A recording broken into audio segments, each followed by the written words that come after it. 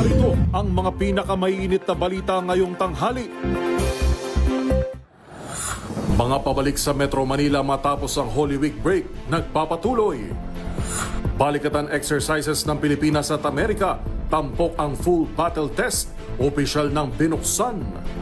Higit pisong taas presyo sa petrolyo, kasado na bukas. Sa MBC TV correspondents, 2 lalaki patay matapos malunod sa magkaibang lugar sa Davao Region nitong Semana Santa. Sa MBC TV Sports, Creamline at PLDT pasok sa win column sa AVC Women's Champions League. At sa Showbiz Spotted, Alexi Brooks kinoronahang Miss Echo International 2025.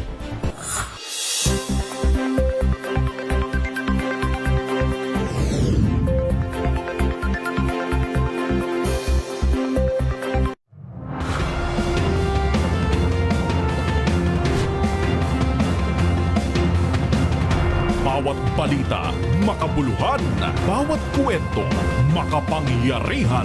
Boses ng Pilipino para sa Pilipino. Live mula sa MBC TV Studio. MBC TV Network News.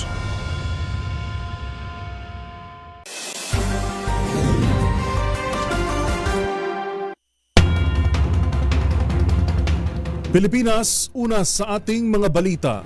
Tuloy-tuloy ang pagdagsa ng mga biyahero pabalik ng Metro Manila, isang araw matapos ang Semana Santa. Ang mga pinakahuli sa lagay ng trapiko sa EDSA at sa mga pangunahing expressway sa bansa, alamin sa report ni Rovic Manuel. Nagsimula na at patuloy pa rin ngayong araw ang pagbabalik sa Metro Manila ng mga pasaherong bumiyahe matapos ang Holy Week break. Sa pag-iikot ng DZRH sa ilang mga pangunahing kalsada ng Metro Manila, traffic agad ang bumungad sa Lunes ng mga pasahero. Sa Balintawak, alas 6 pa lamang ng umaga, ikita na agad ang mabagal na daloy ng trapiko pabalik ng lungsod na mapapansin karamihan ay mga pribadong mga sasakyan. Sa EDSA, ramdam na rin ang unang araw ng balik trabaho dahil sa mabagal na rin ang usad trapiko na makikita sa southbound lane na patungo pa sa direksyon ng Makati City. Kaninang alas 7 ng umaga, kapansin-pansin rin na kasabay ng pagdami ng private vehicles na balik Maynila ay hindi naman ganoon karami ang mga nagbababa ang mga pasahero sa EDSA busway sa Ortigas, maging sa MRT3 sa Mandaluyong. Sa isang bus terminal naman sa Maynila, kumpol na rin ang mga pasaherong nagsidatingan, sakay ng mga provincial bus galing ng norte tulad ng Ilocos, Isabela at Cagayan. Kasunod din to, makikita rin ang mabagal na usad ng mga motorista sa bandang Lacson at Espanya area. Inaasahan naman na bibigat pa ang daloy ng trapiko ngayong araw dahil sa pagdagsa pa rin ng mga pasaherong pabalik pa lamang sa lalawigan matapos ang Semana Santa. Una rito, nag-deploy na ang MMDA ng kabuuang 2,500 traffic personnel bilang paghahanda sa mabigat na daloy ng trapiko ngayong araw. Para sa MBC TV Network News, ito si Rovic Manuel ng DZRH TV. Una sa Pilipinas, una sa Pilipino.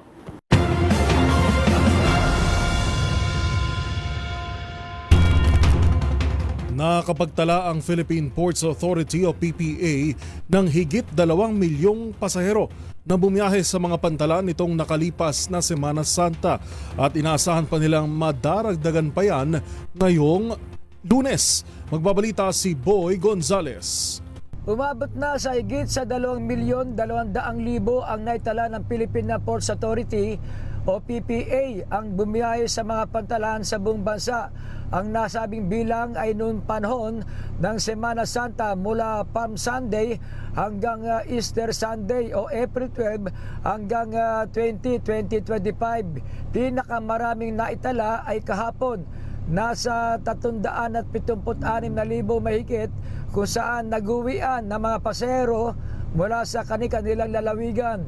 Kaugnay nito, inaasahan ng PPA na marami pang pauwing pasahero ang bibiyahe ngayong araw kung kaya't patuloy ang ginagawa nilang monitoring at pagbabantay.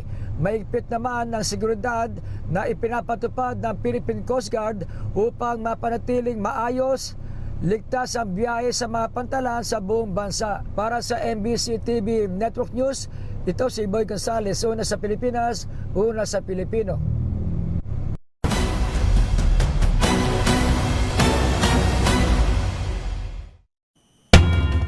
Kaugma sa resulta ng MBC DZRH pre-election survey, muling bumandera sa Magic 12 ang PDP laban candidate na si Senator Bongo batay sa pinakahuling pagtaya ng social weather stations para sa eleksyon sa darating na Mayo. Habang gitgita naman sa ikalawang bracket ng survey sina Makati Mayor Abby Binay at Congresswoman Camille Villar. Una sa balitang yan si Rose Babiera. Nangunguna pa rin si re-election ni Senator Christopher Bongo at ACT-CIS Party List Representative Erwin Tulfo sa pre-election senatorial survey para sa midterm election 2025. Sa pinakabagong survey na inilabas ng Social Weather Station o SWS ngayong araw, dikit sa una at ikalawang pwesto ang dalawa. Nakuha ng 45% si Senator Go habang nakapagtala si Congressman Tulfo ng 43%. Sinundan naman sila ni re-election ni Senator Lito Lapid na may 34% voting preference, habang tabla sa ikaapat at ikalimang pwesto ang dating Senate President na si Vicente Tito Soto III at re-election ni Senator Pia Cayetano na parehong nakakuha ng datos na 33%. Mula sa ikasyam na pwesto sa tala ng SWS noong Marso, umangat naman si Senator Ronald Bato de la Rosa sa ika-6 na pwesto, habang bumagsak naman sa kani-kanilang mga posisyon sa tala sina Senator Bong Revilla at broadcaster na si Ben Tulfo na ngayon parehong may datos na 31%, tabla sa ikapito at ikawalong pwesto. Habang patuloy naman ang pagtaas sa survey ni Makati Mayor Abigail Abby Binay sa ikasyam na pwesto na may 29%, na dikit kay Congresswoman Camille Villar sa ikasampung pwesto na may 28%. At para buuin ang tinatawag na Magic 12 ay ang mga dating senador na si Ping Lacson at Manny Pacquiao na nagtala ng 26 at 25% voting preference.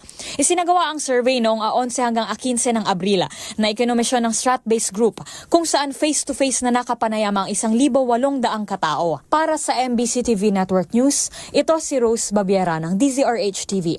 Una sa Pilipinas, una sa Pilipino.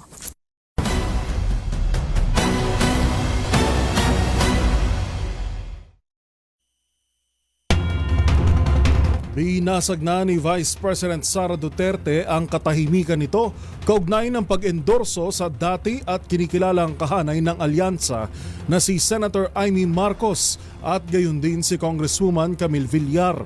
Ayon sa bise, may common vision umano ang dalawang kandidato para sa isang mapayapa at maunlad na Pilipinas.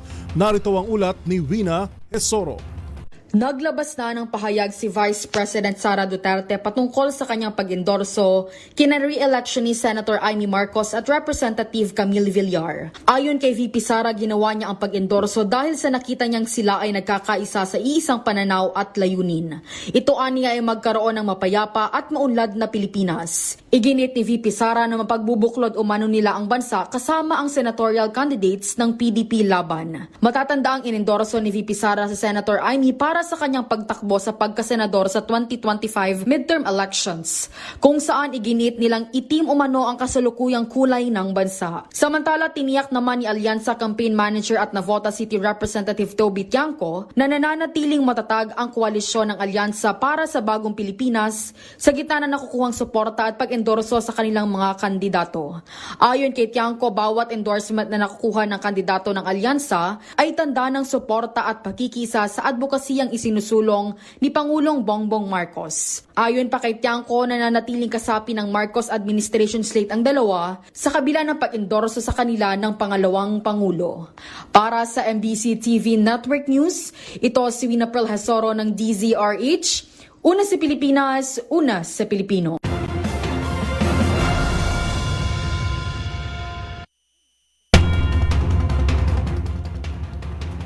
Walang kawala sa batas ang mga operator at driver ng Public Utility Vehicles o PUVs na bumagsak sa drug test nitong nagdaang Semana Santa. Itong tiniyak ng Land Transportation Franchising and Regulatory Board o LTFRB kahit pa hindi sila nasangkot sa anumang aksidente. Naritong balita ni Val Gonzalez. Tinitiyak ng Land Transportation Franchising and Regulatory Board o LTFRB na hindi makakaligtas sa responsibilidad sa batas ang lahat ng mga driver at konduktor ng mga public utility vehicle na nagpositibo sa paggamit ng illegal na droga nitong nakalipas na Holy Week. Ayon kay LTFRB spokesperson Attorney Ariel Inton, hindi sapat na depensa ang ikakatwiran ng mga driver na wala pa namang nangyayaring aksidente o kaya'y gumamit sila ng illegal na droga para manatiling gising. Sabi ni Attorney Inton, maging ang mga operator ay hahabulin din ng regulatory agency dahil tungkulin ng mga ito na maghanap ng mga matitino at responsableng driver upang masiguro ang kaligtasan ng kanilang mga pasahero. Ginawa ni Atty. To ng pahayag kasunod ng pagpositibo sa paggamit ng iligal na droga ng 84 na mga driver ng iba't ibang pampublikong sasakyan na isinalang ng PIDEA sa drug test bago ang Holy Week. Kiit ng LTFRB, hindi dapat isugal ang kaligtasan ng mga pasahero sa mga tsuper na drug user dahil ang mga ito ang may hawak ng sasakyan. Sa ngayon ay nakatakdang padalhan ng LTFRB ng show cause order ang lahat ng mga driver maging ng mga operator na ang kanilang mga empleyado ay positibo sa paggamit ng iligal na droga. Ako si Val Gonzales, DZRH, una sa Pilipinas, una sa Pilipino.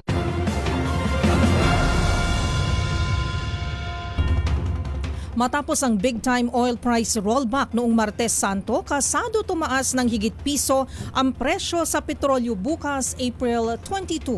Sa magkakahiwalay na abiso, 1 peso and 35 centavos ang taas presyo sa kada litro ng gasolina at 1 peso and 30 centavos sa diesel. Tataas din ng 1 peso and 10 centavos ang kada litro ng kerosene. Resulta umano ito ng patuloy na tensyon sa kalakalan, pangamba sa pandaigdigang supply at matapos magpataw ang Amerika ng bagong sanctions upang pigilan ang pag-export ng langis ng Iran. Noong April 15, nagpatupad ng malaking bawas presyo ang mga kumpanya ng langis na umabot sa 3 pesos and 60 centavos kada litro sa gasolina, 2 pesos and 90 centavos per liter sa diesel, habang 3 pesos and 30 centavos naman sa kerosene.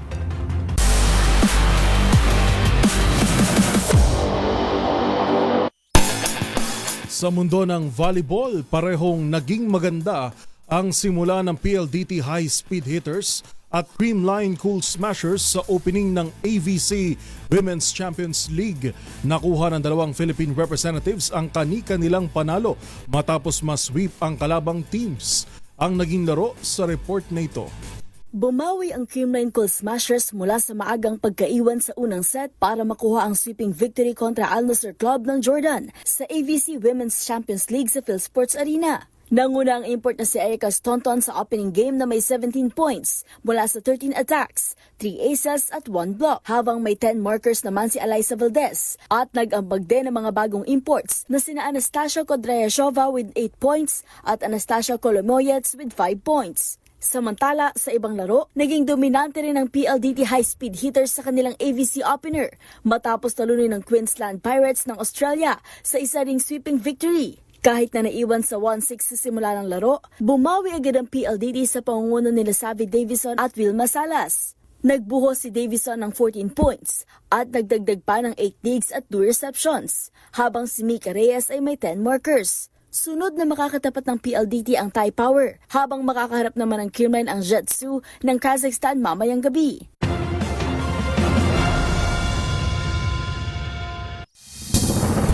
Narito mga balitang dapat ninyong abangan. X-ray machines sa MRT3 plano umanong alisin? Sa MBC TV Global, Easter ceasefire sa pagitan ng Russia at Ukraine, bakit nauwi sa putukan? Sa Showbiz Spotted, SB19, TJ Monterde at Maki nominado sa Music Awards Japan 2025. At sa TNVS, isang Pomeranian sa Cavite. Ginulat ang netizen sa kanyang kakaibang transformation. Lahat ng yan sa pagbabalik ng MBC TV Network News.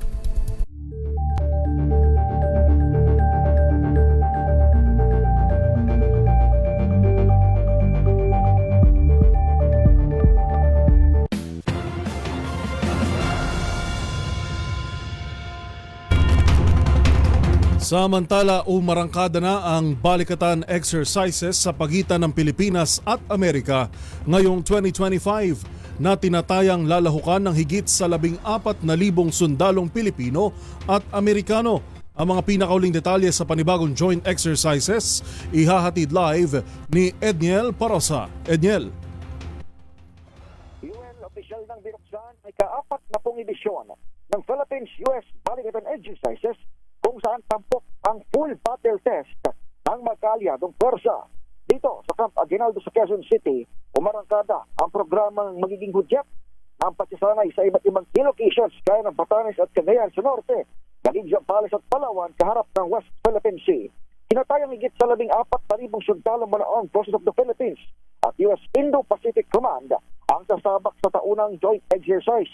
Pero liban sa mga ito, sinabi ni AFP Chief of Staff General Romeo Bronner Jr. na 20 bansang imbitadong obserbahan ang serye ng training hanggang sa unang linggo ng Mayo. Kabilang dito ang mga aktibong partners sa Japan at Australia. Gayon din ang mga nagkumpirma ng magpapadala ng observers sa Canada, Germany, UK, Czech Republic, Poland at Colombia. Our operations span complex joint endeavors, including missile defense, counter-landing live fires, and maritime strike capabilities, alongside humanitarian efforts and infrastructure projects that directly benefit our local communities. Isa sa mga magiging highlight ng balikatan ngayong taon ay ang deployment ng US Marines ng Navy Marine Expeditionary Ship Interdiction System o Nemesis anti-ship weapon na narito na sa bansa. Inangalan din ng China ang presensya ng naturang shore-based na armas, gaya ng pagreklamo nito sa paggatid ng Typhoon medium-range missile mula sa nakaraang taon. Pero paglilinaw ni US Exercise Director Lieutenant General James Glynn, hindi nakatuon ng full battle scenario sa nangyayaring tensyon sa Taiwan malapit sa Northern Luzon. I would say no. We're looking at elevated tensions in regional security in the larger region, in this case focused on the South China Sea. Nananatili namang sikreto kung magsasagawa ng live fire o magkaalyadong pwersa gamit ang Nemesis o Typhoon dito sa kasagsagan ng balikatan. Para sa NBC TV Network News, ito si Edniel Barrosa na DZRH. Una sa Pilipinas, una sa Pilipino. Maraming salamat, Edniel Parosa.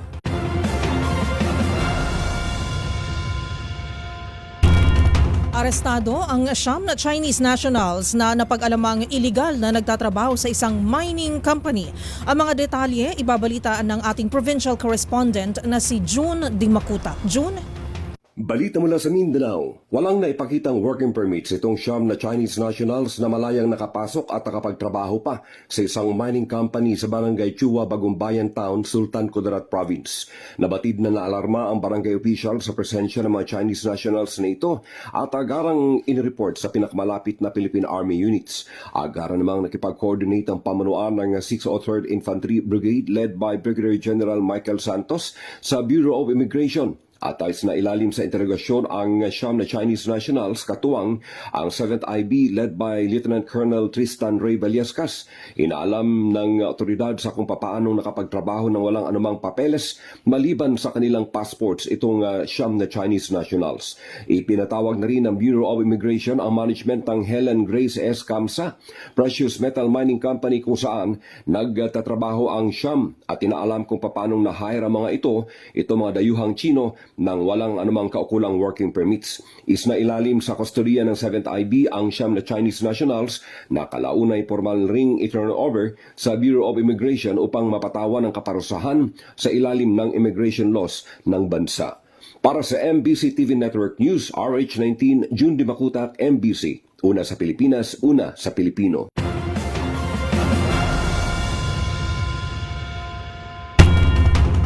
Nanindigan naman si Senator Sherwin Gatchalian na kailangang mapanagot din sa batas ang utak at iba pang sangkot sa Anson Ke kidnap slay case. Giit ng senador, hudyat lamang ito ng mas malalim na investigasyon sa likod ng karumal-dumal na krimen. Ang mga detalye alamin sa report ni Raymond Dadpaas. Panahon na upang hubaran ng maskara ng Philippine National Police ang iba pang mga mastermind at suspect sa nangyaring pagkidnap at pagpatay sa negosyanteng si Anson Ke at driver nito na si Armani Pabilio. Ito ang hamon ni Senador Sherwin Gatchalian sa pamunuan ng PNP matapos nilang i-anunsyo na 3 sa mga suspect ang kanilang naaresto. Kinilalang mga itong sina David Tan Liao, Richardo Austria David alias Richard Tan Garcia at Raymart Katekista. Naunang naaresto sina David at Katekista sa Rojas, Palawan bago sumuko sa PNP si Liao. Si Liao ay kilala din sa mga pangalan na Xiao Chiang Zhang O Yang, Jian Min o Michael Agad Yong. Sabi ni Gatchalian, hindi dapat nagtatapos ang investigasyon ng PNP sa pagkaresto ng 3 sospek. Dapat ay malantad lahat kung sino pa ang ibang mga mastermind at sospek anuman ang kanilang naging papel sa nangyaring kidnapping upang sila'y maaresto at makasuhan. Para kay Gatchalian, responsibilidad ng lahat ng mga taga-gobyerno na itaguyod at protektahan ang buhay ng ating mga kababayan. Dapat ay magsilbi din itong babala sa mga gustong maghasik ng takot at karahasan sa ating mga komunidad na sa dulo ng lahat ay hahabulin din sila ng mahabang kamay ng katarungan. Ang sospek na si Liao ay konektado umano sa Philippine Offshore Gaming Operators o POGO at kilalang aktibo sa politika sa bansa. Ilang mga larawan ang umiikot sa social media ang nagpapakita na kasama niyang ilang mga high-profile at kontrobersyal na mga dati at kasalukuyang opisyal ng pamahalaan. Sina Ke at Pamilyo ay pinaniniwalaang dinukot noong March 29, 2025 sa Bulacan bago natagpuan ang kanilang mga bangkay sa Rodriguez Rizal noong April 9 na una nang itinanggi ng pamilya Ke na sangkot ang kanilang padre de pamilya sa operasyon ng POGO sa bansa. Para sa MBC TV Network News, ito si Raymond Alpaas ng DZRH, una sa Pilipinas, una sa Pilipino.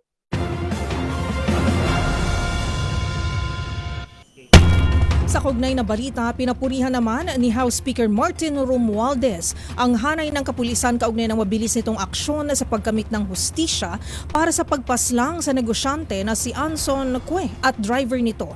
Ayon pa kay Romualdez, kaisa sila ng pulisya sa mahigpit na pagpapatupad ng batas. Magbabalita si Milky Rigonal. Ang mabilis na pagkakaresto sa mga suspect sa pagpatay sa negosyanteng si Anson Que at sa driver nito ay patunay ng commitment ng pamahalaan na matamo ang hustisya ng mga biktima ng krimen.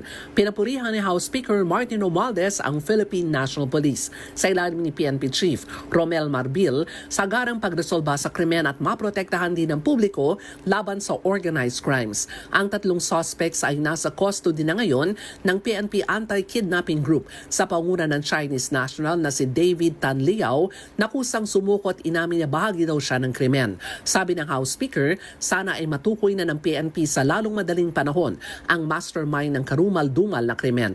Anya, committed ang Kamara na suportahan ang mga panukalang batas para ma-upgrade ang law enforcement capabilities, interagency coordination at mapalakas din ang criminal justice system. Sa panig ni Ako Bicol Party List Representative Elizalde Co, ang mabilis na aksyon ng PNP higit na magbibigay ng tiwala sa publiko sa pambansang pulisya. Sabi ni Ko, patunay ito ng commitment ng PNP na panatilihin ang peace and order at tiyakin na makakamit ang hustisya ng mga biktima ng heinous crimes. Para sa MBC TV Network News, ako si Milky Rigonal, una sa Pilipinas, una sa Pilipino.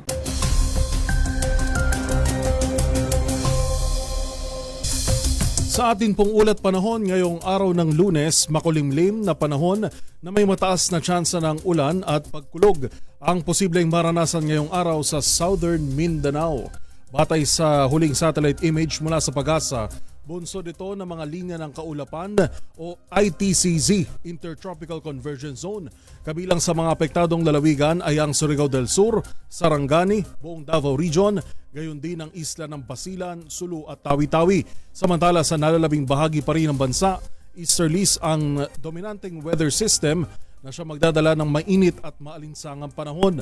Kaugnay niyan, naglabas muli ang State Weather Bureau ng 44 degrees Celsius na heat index warning sa Dagupan, Pangasinan at Apari sa Cagayan.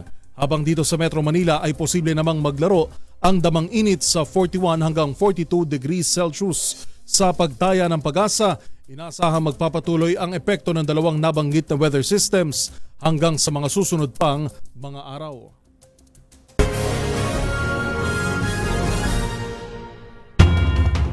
Muling sinorpresa ng 88-year-old pontiff na si Pope Francis ang kanyang mga tagasunod sa pagunita ng Pasko ng muling pagkabuhay sa Vatican. At isa sa kanyang mga naging pangunahing mensahe ay ang panawagang kapayapaan at tigil putukan sa Gaza Strip at Palestine. Yan at ang iba pang mga napapanahong balita mula sa iba't ibang panig ng mundo sa Global Headlines Report ni James Galange.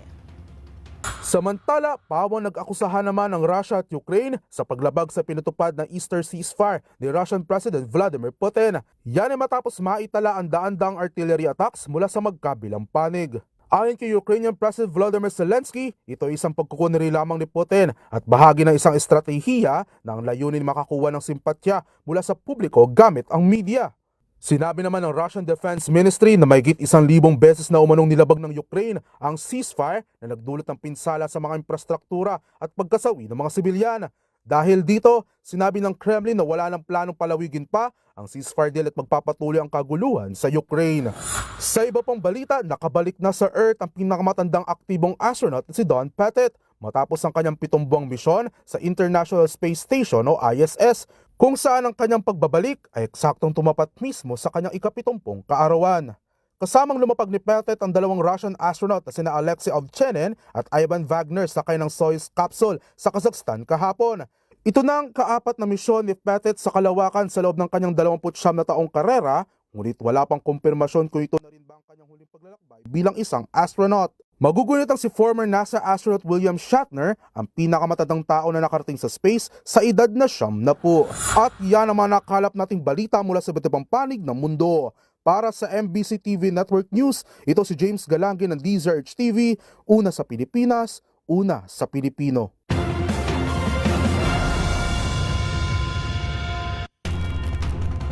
Sa iba pa mga balita, pinag-aaralan na ng Department of Transportation ang pagtatanggal ng X-ray scanners sa MRT3 stations, kapalit ng karagdagang security cameras. Ito'y matapos mapansin na isa umano ang mandatory X-ray screening sa nagpapatagal at nagpapahaba sa mga pila sa mga istasyon. Ang mga detalye ihahatid ni Kyle Bulyas. Muling sinilip ng Department of Transportation ang kasalukuyang lagay ng MRT Line 3 ngayong tapos na ang Holy Week. Ayon kay Secretary Vince Dizon, naging epektibo ang kanilang ginawang slight adjustment sa operasyon ng bawat istasyon. Partikular na tinukoy ni Dizon ang proseso ng pagpasok ng mga pasahero na kailangan mo nang dumaan sa mga X-ray scanner bago makapasok. Sabi ni Dizon, bahagyang bumilis ang pagpasok ng mga mananakay sa loob nang ihiwalay nila ang pila ng mga commuter na wala namang dalang malalaking bag at hindi na kailangang dumaan sa X-ray. Kaugnay nito, kasama ring nag-inspeksyon ni Dizon si Secretary Henry Aguda ng Department of Information and Communications Technology. Pinag-aaralan niya nila na tanggalin na ang mga X-ray scanners na isa umano sa dahilan ng paghaba ng pila ng mga pasahero. Pero paglilinaw ni Dizon, papalitan ito ng iba pang security measures katulad ng pagdaragdag ng high-tech CCTV cameras at pagdaragdag ng security forces sa bawat istasyon ng tren. At nagdagdag tayo ng mga K9 meeting doon kasama ng mga Coast Guard natin. At syempre nagdagdag tayo ng visibility ng mga security forces natin led by the Coast Guard and by the PSP. Ayun. So kung magagawa natin lahat ng mga to, dahil mo sa talagang gawin ng PSA, kasi matatanggal na natin yung mga X-ray na. So talagang may Coast Guard gumagawa na ng paso ng mga kapatayan natin. Ilan lamang ito sa mga hakbang ng DOTR para pagandahin pa ang mga serbisyo ng mga line transit system sa bansa. Simula na rin ngayong araw ang pagdaragdag ng 3 4-car trains sa MRT3 tuwing peak hours sa umaga at hapon para mas maraming pasahero ang makasakay. Sabi ni Dizon, ang mga hakbang na ito ay alinsunod sa kautusan ni Pangulong Bongbong Marcos na gawing ligtas at maginhawa ang biyahe ng mga commuter araw-araw. Para sa MBC TV Network News, ito si Kyle Bulyas ng DZRH. Una sa Pilipinas, una sa Pilipino.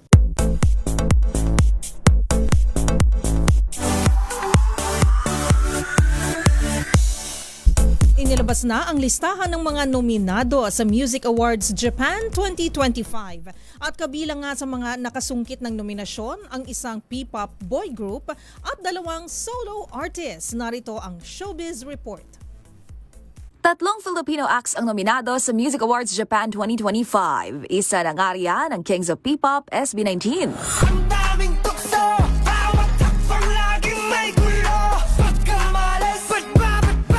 Ang mahalima na may nalalapit na 2-day sold-out concert sa Philippine Arena, nominated para sa Special Award Oshikatsu Request Artist of the Year. Kabilang nga sa mga katapat ng Gento hitmakers ang K-pop group na Tomorrow by Together at BTS member na si V. Habang para naman sa Best of Listener's Choice International Song category, nakasungkit ang nominasyon ng kantang Palagi ng singer-songwriter na si TJ Monterde na abala rin ngayon sa kanyang Sarili Nating Mundo Concert Tour. Ulit-ulitin man, nais kong malaman mong iyo ako palagi. Gayon din ang OPM star na si Maki para naman sa kanyang viral hit Dilaw na magiging bahagi ng ilalabas nitong album na pinamagatang Color Coaster.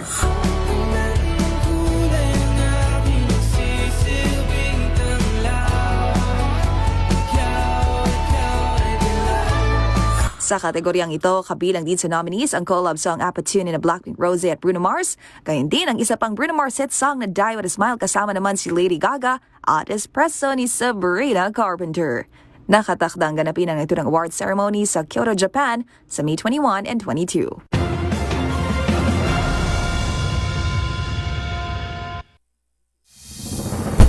Abangan sa aming pagbabalik, bahay ng isang dating broadcaster, pinaulanan ng bala sa Talisay, Negros Occidental. Yan at marami pang iba sa pagbabalik ng MBC TV Network News.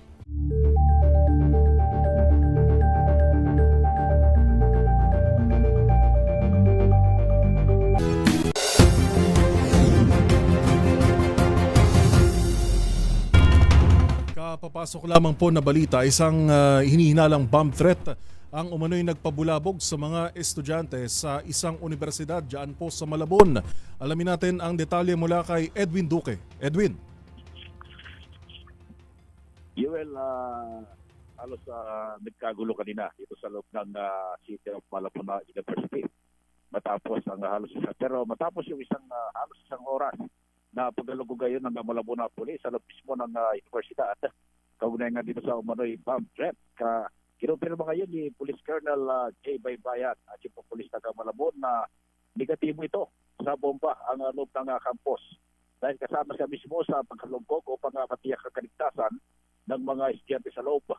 Sa initial report, isang estudyante mula sa College of Teacher Education ang nag-email sa program chair na may tumawag sa kanya na may bomba sa loob.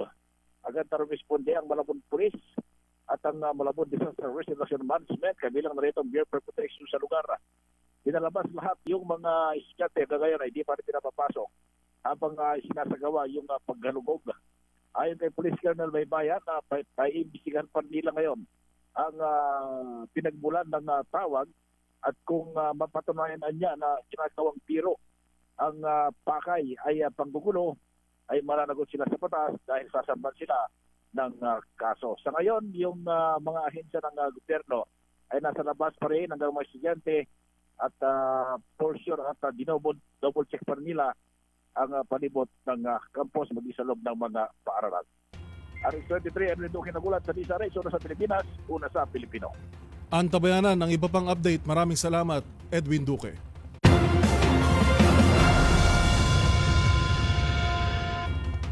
Kasunod ng ipinatupad na dagdag sahod sa mga militar, nanawagan ang trabaho party list ng wage enhancements para sa mga manggagawang Pilipino. Mungkahin ang partido habang inilalakad pa ito ay pagtuunan muna ng pansin ang paglalaan ng allowance. Nagbabalik si Edniel Parosa. Ipinanawagan ng 106 Trabaho Party List ang tinatawag na wage enhancements para sa mga manggagawa sa bansa.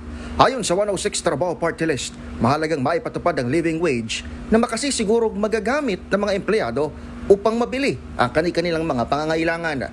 Inihayag ng 106 Trabaho Party List ang wage enhancement na ito'y may aalintulad sa 200 peso wage increase sa military personnel kamakailan. Sinabi ng 106 Trabaho Party List na bagamat ang 200 peso wage hike sa military personnel ay may magandang hakbang, hudyat din ito na dapat matugunan ang pasahod sa ibang sektor. Kaugnay nito, inaprubahan ng mababang kapulungan ng Kongreso ang 200 peso wage hike sa pribadong sektor sa ikalawang pagbasa at kung magiging batas ito, nasa 5 milyong manggagawa sa bansa ang makikinabang. Pero sa ngayon, minungkahi ng 106 Trabaho Party List na dapat magkaroon muna ng non-wage benefits na layong makapagbigay ng agarang tulong sa mga empleyado. ipinaliwanag na 106 Trabaho Party List na saklaw ng non-wage benefits ang transport at medical allowances para sa mga empleyado, bagay na kanila ring isinusulong. Nanawagan din ang 106 Trabaho Party List sa mga mambabatas na gawing prioridad ang komprehensibong pagreforma sa pasahod sa bansa na matitiyak ang kapakanan ng mga manggagawa at masiguro ang sustainability ng mga negosyo. Samantala, inaasahan namang mag-iikot pa ang caravan na 106 Trabaho Party List sa Malabon, Caloocan at Bungabong, Mindoro sa mga susunod na araw. Para sa MBC TV Network News, ito si Edniel Parrosa na DZRH. Una sa Pilipinas, una sa Pilipino.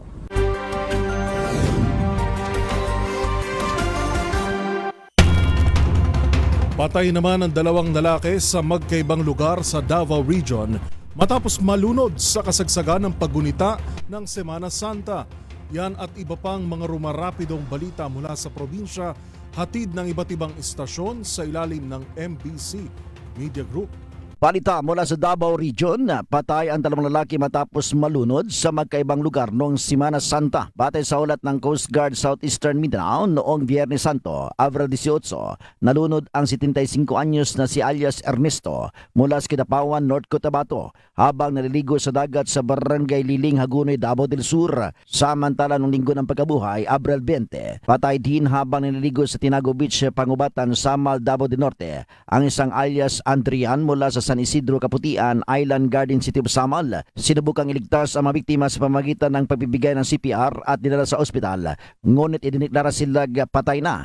Nabatid din na ang mga biktima ay pawang nakainom ng mga inuming nakakalasing. Para sa MBC TV Network News, ito si June Suter. Una sa Pilipinas, una sa Pilipino. Nagpapatuloy pa ang investigasyon ng kapulisan hinggil sa pinaulanan ng bala ang bahay ng dating broadcaster sa lungsod ng Talisay, Negros Occidental. Ayon kay Talisay Component City Police Chief Police Lieutenant Colonel Salvador Tronio Jr., patuloy ang kanilang investigasyon sa nasabing strafing incident kagabi sa bahay ni Ray Shason ng Barangay Zone 4 AB ng nasabing lungsod. Dagdag pa ni Tronio, iniimbestigahan din ito kung ito ay bahagi ng nangyaring strafing incident noong 2019 sa bahay din ng biktima. Wala namang nasugatan sa mga pamilya ng biktima at sa loob ng bahay nang nangyari ang insidente. Nagkaroon ng tama ng bala ang gate ng bahay, sasakyan at motorsiklo ng biktima na humigit kumulang sa tama na siyam ang tama sa bahay ng biktima. Para sa MBC TV Network News, ito si RH46 Rex Cantong para sa DZRH, una sa Pilipinas, una sa Pilipino. Patay ang 46 anyos na biktimang kinilalang si Romeo Sison habang sugatan naman ang bayaw nitong si Angelo Centeno, 32 anyos, kapwa residente ng Barangay Don Pedro, Malasiki. Nang pagbabarlon sila ng riding in tandem suspect sa Provincial Highway sa Barangay Don Pedro ng nasabing bayan. Ayon kay UIC Chief of Police Lieutenant Colonel John Mar Gonzales, pasado alas 10 ng umaga magkaangka sa motorsiklo ang mga biktima at binuntutan ng mga suspect at pinagbabaril si Sison na nakaangka sa motorsiklo at nadaplisan din ng bala si Centeno. Nadala pa sa paggamutan ng mga biktima, subalit si Sison ay idineklarang dead on arrival na ng attending physician. Agad nagsagawa ng dragnet operation ng tropa nila Gonzales at makalipas ang ilang oras, nasa kote ang mga suspect na sila Melvin Bugarin, 41 anyos at Bonifacio Macaraig, 32 anyos, kapwa residente ng Barangay Don Pedro, nasakay na ng kulay na pulang kotse. Nasamsam sa mga suspect ang isang kalibre 45 baril, shabu na tumitimbang ng 26 na gramo na may standard drug price na 176,800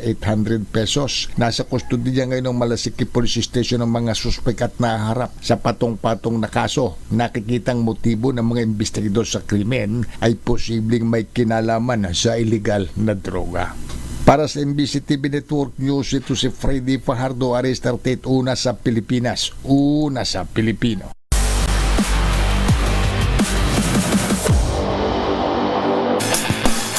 Sa mundo ng basketball, kinilala ang basketball star na si April Bernardino bilang kauna-unahang MVP ng Women's MPBL. Malaki ang naging tulong ng kanyang all-around performance sa Philippine Navy para maihatid ang mga ito sa quarterfinals. Ang mga detalye sa report na ito.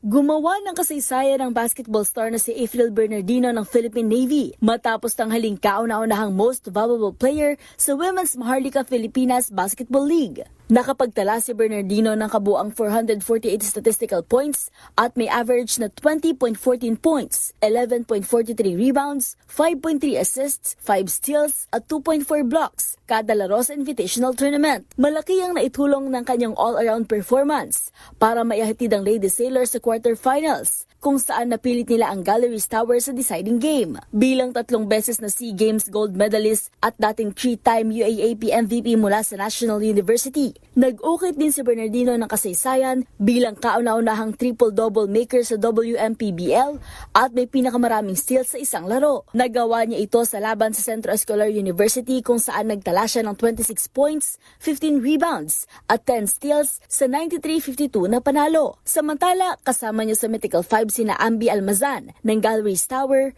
Ken Pastrana ng UST, Aliana Lim ng Discovery Perlas at Alexis Pana ng Pilipinas Agilas. Tinanghal naman na Defensive Player of the Year si Cindy Resultay ng Galleries Tower para sa average na 4.8 defensive rebounds at 2.7 steals, habang si Danny Capascia ng Cavite Tol ang ginawa rin ng Sportsmanship Award.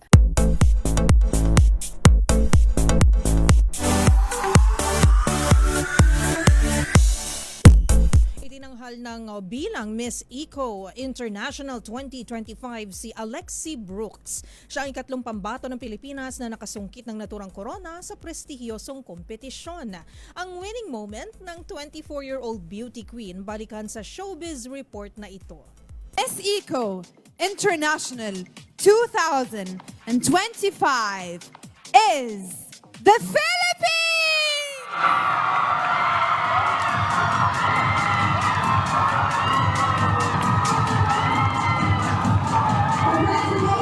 Yan ang winning moment ng 24-year-old na pambato ng Pilipinas na si Alexi Brooks sa katatapos lang na Miss Eco International Coronation Night na ginanap sa Egypt. Sa kanyang latest Instagram post, nagpaabot ng taos-pusong pasalamat ang beauty queen mula Iloilo sa lahat ng mga sumuporta, tumulong at nagtiwala sa kanya. Agad naman bumuho sa mga pagbati mula sa mga kapwa nito beauty queen gaya ni Catriona Gray, MJ Lastimosa, Chelsea Manalo, Beatrice Luigi Gomez at CJ Opiaza. Heto nga't ating balikan ang kanyang winning answer sa Q&A portion. Imagine the world in 2050. What's one thing you hope has changed and why? If you want me to be realistic, climate change is impacting our world right now. And the only thing that we can do is to act towards it.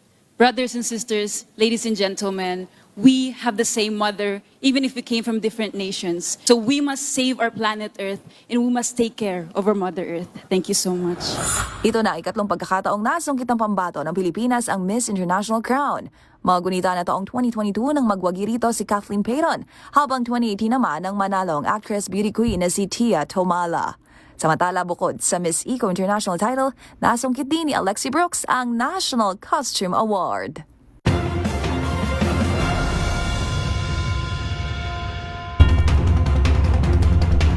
At iyan na po ang mga balitang aming nakalap ngayong araw ng Lunes, April 21, 2025.